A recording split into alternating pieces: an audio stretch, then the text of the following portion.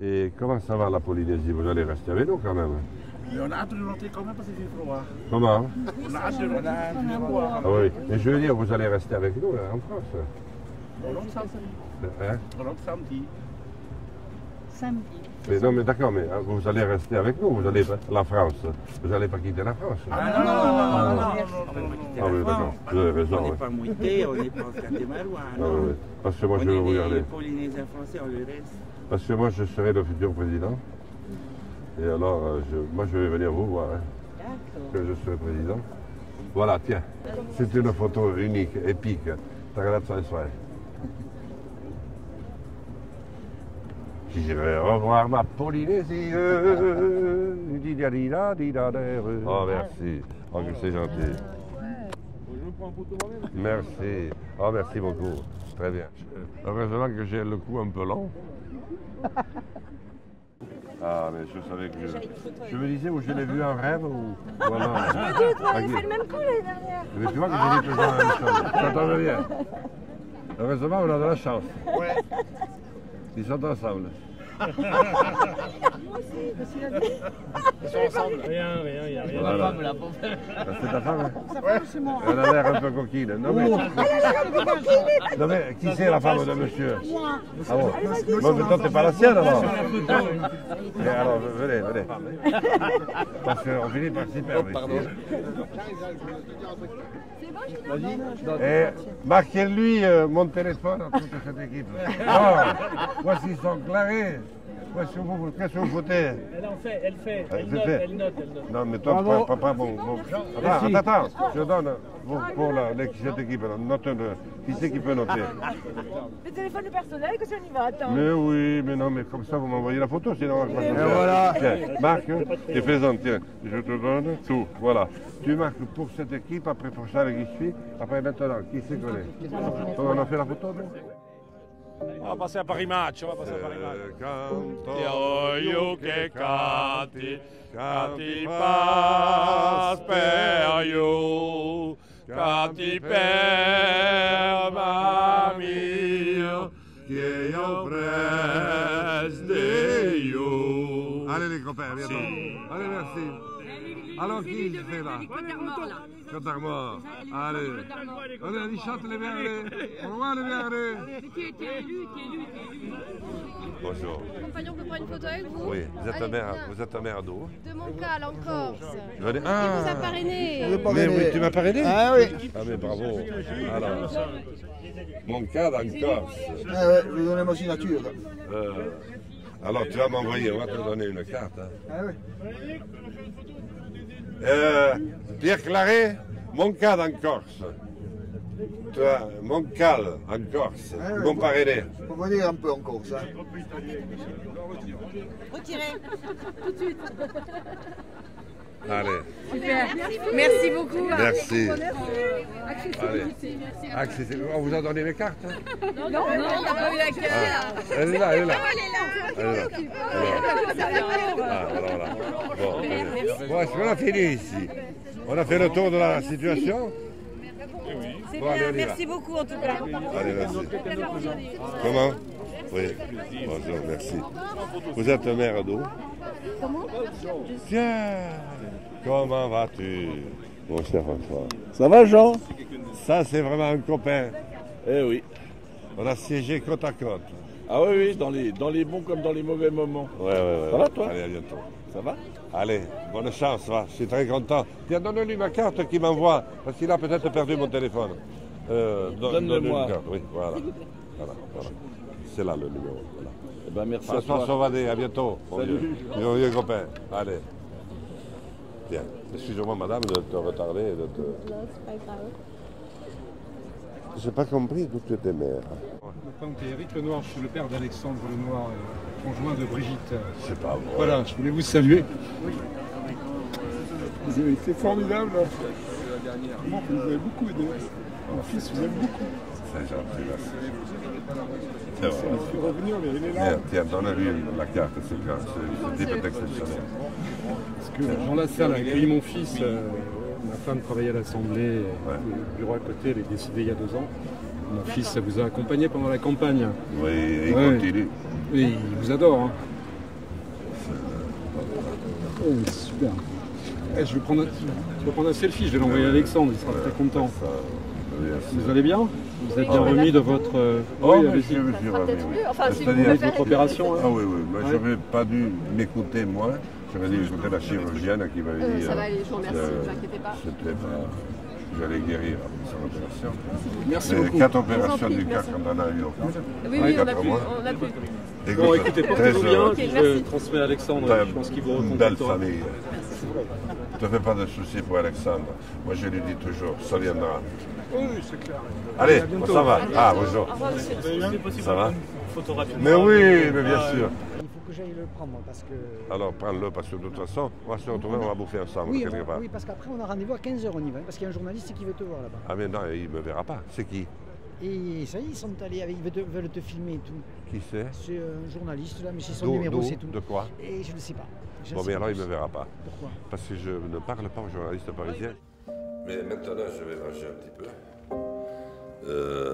Des bananes et des yaourts au citron ou à la vanille. Et puis, je me fais une petite sieste. Parce que j'ai une crève assez carabinée et ça réclame quand même beaucoup d'énergie pour tenir debout. Merci. Merci à toi. Allez, nickel. On se retrouve tout à l'heure.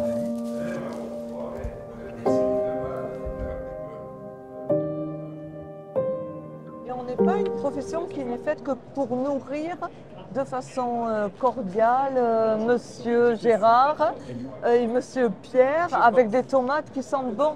On est aussi une force du PIB, on est une force de savoir-faire, on est une force d'innovation.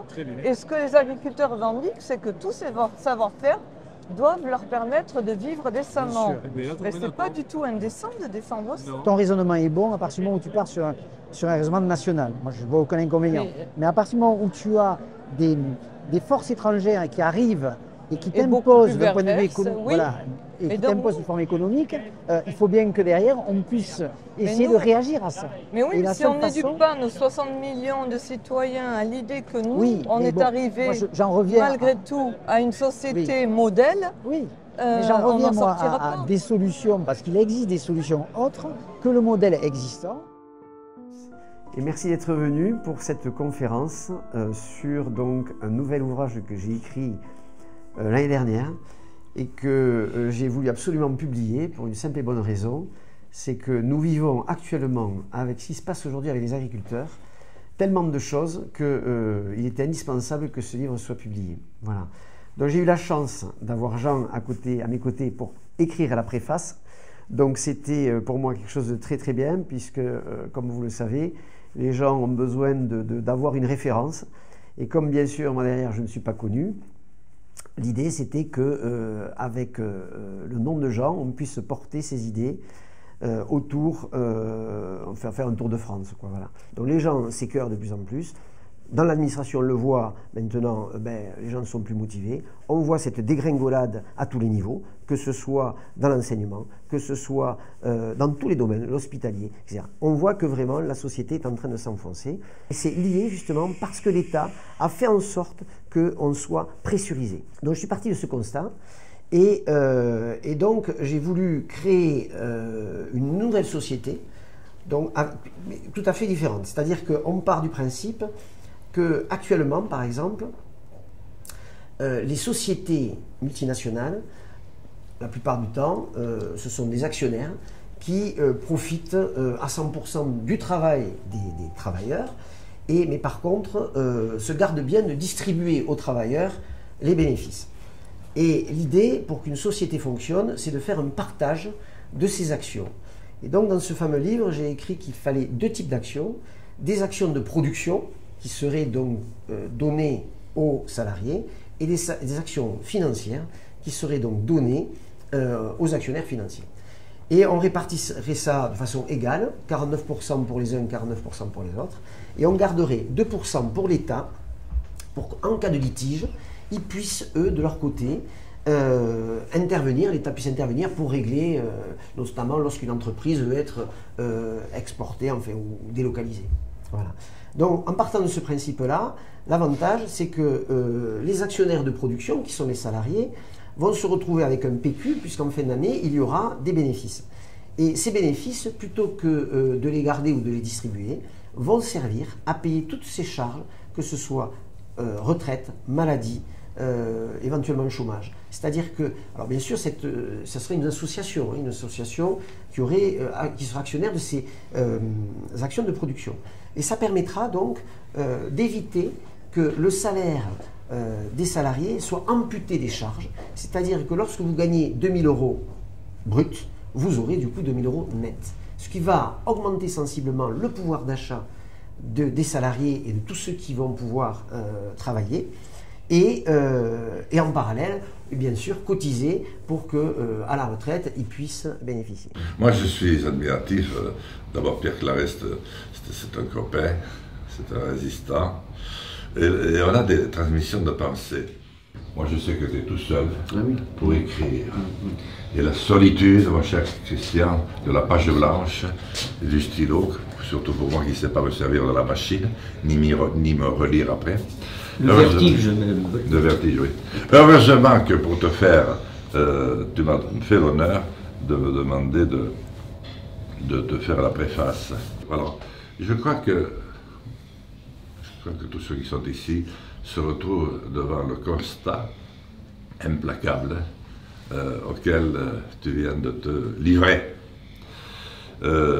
Malheureux temps que nous vivons, que nous subissons, où l'homme a certainement, qui font que l'homme a certainement été rarement aussi ignoré, méprisé, pour ne pas dire oublié, que ce que nous vivons aujourd'hui.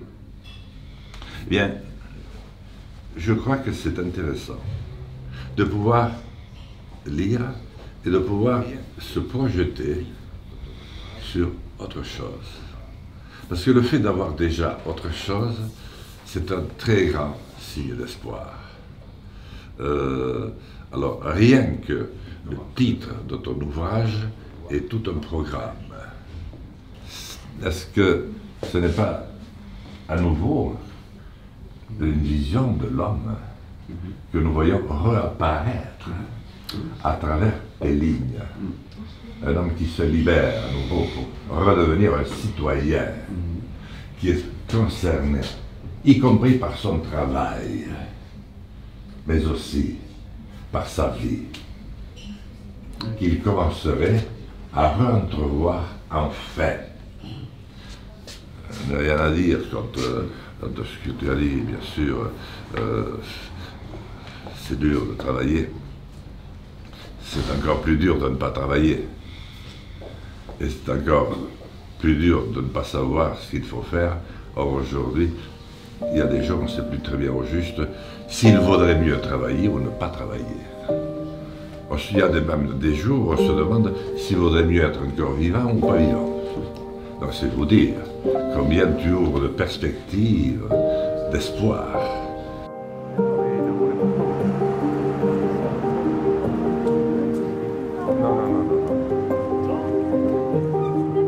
Oh punaise! Oh, excusez-moi, nom de Dieu.